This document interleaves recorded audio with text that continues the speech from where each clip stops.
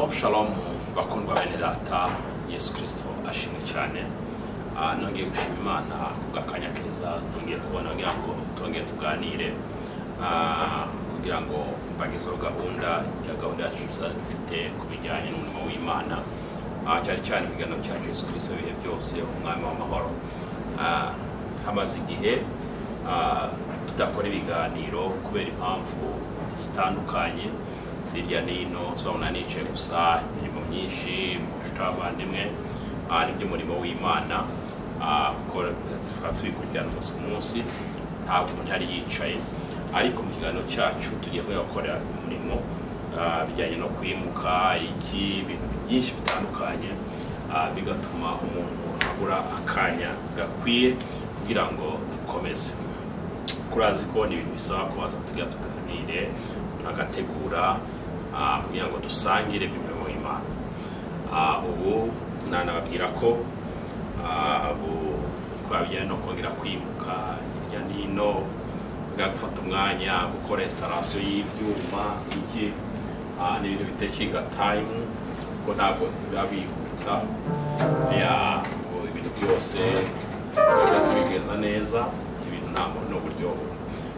bwo ntekereza ko umwanya utarambiranye tugiye gutanga kongera kubona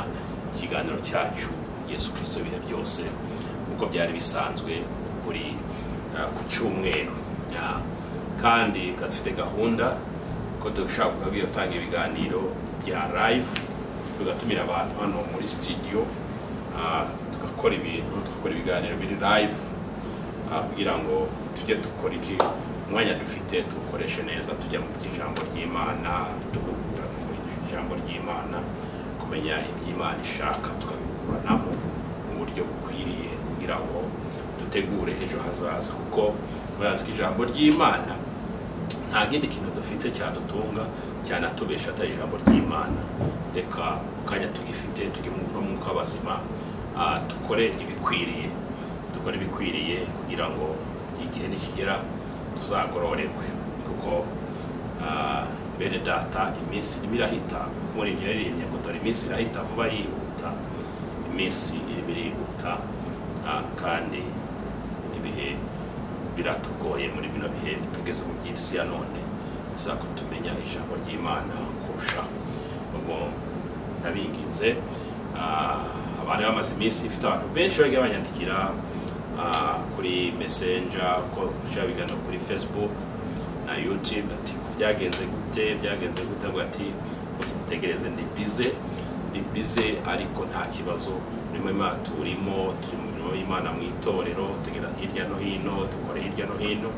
ariko igihe nikiganzo dufata umwanya negure kuna ibintu byose byatunganye twamaze kwestara ibintu byose n'amahoro, ibintu rwose bigiye kugenda neza, twebya dufite ibintu byinshi bigiye kone byinshi muri no minsi kubera ko ibyuma rwose biruzuye, ibintu birestaye bimeze neza kugira ngo igihe dufite ibihe